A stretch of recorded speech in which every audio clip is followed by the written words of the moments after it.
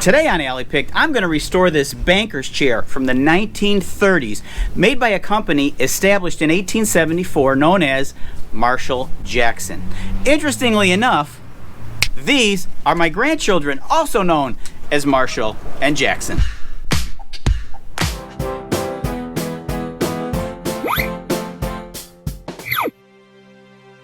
This chair has 3 interesting tags on it. This metal tag has a number and 3 letters. This is probably an inventory tag from whoever purchased the chair. It could have been used in a school or another local business. I assume the letters CHI are because this chair was found in Chicago. This is the Marshall Jackson Company tag. This round inset tag says the Sikes Company from Buffalo, New York. On the bottom is another label which shows pattern number 76, the wood it's made of, birch, and the stain color finish, walnut. Using this label, I was able to trace this chair to a Sikes Company catalog from 1939. Under this chair photo, you can see the number 76, which was the same number on the bottom of the chair. In the back of the catalog is a price guide. They don't show a birch version of this chair, but there's oak, mahogany, and walnut, priced between $27 and $34. Now that sounds cheap, but in 1939, $30 is equivalent to $500 today. I'm going to sand using an orbital sander with 220 grit. Now there's too many tight spots to avoid a lot of hand sanding. Sometimes I wish... Woodrow, would you get out of my chair?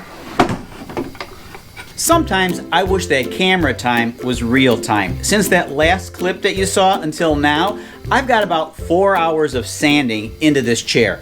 Using the oscillating sander and the orbital sander, which took about an hour, I also had to sand by hand for about 3 hours. There's so many little details in this chair that took a long time to hand sand, just to get it to this point.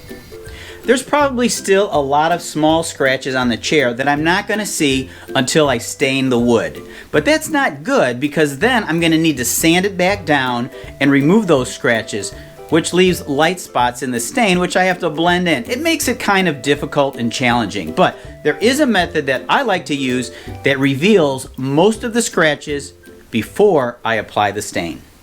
After cleaning off a majority of the dust, I soak a rag with paint thinner and wipe down the chair completely.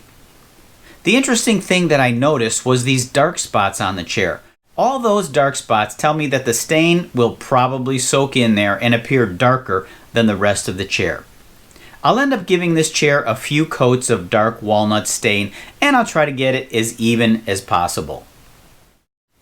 Now, do you see how light this stain looks? It's because I used 220 grit sandpaper.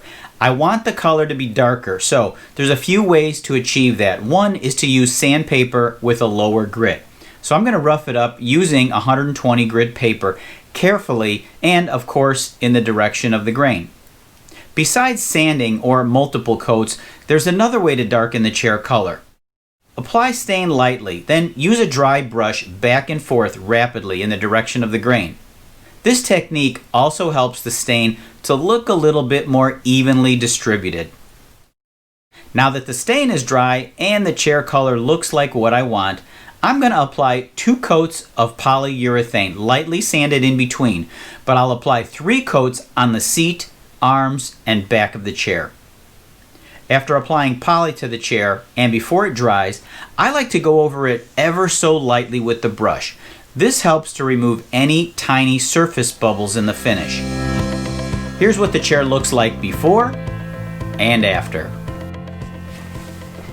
Well, I'm sitting in this old worn-out chair, which has the potential to look like this. This 80-year-old chair now looks factory fresh. Thanks for watching Alley Picked, where I love making good stuff, great stuff.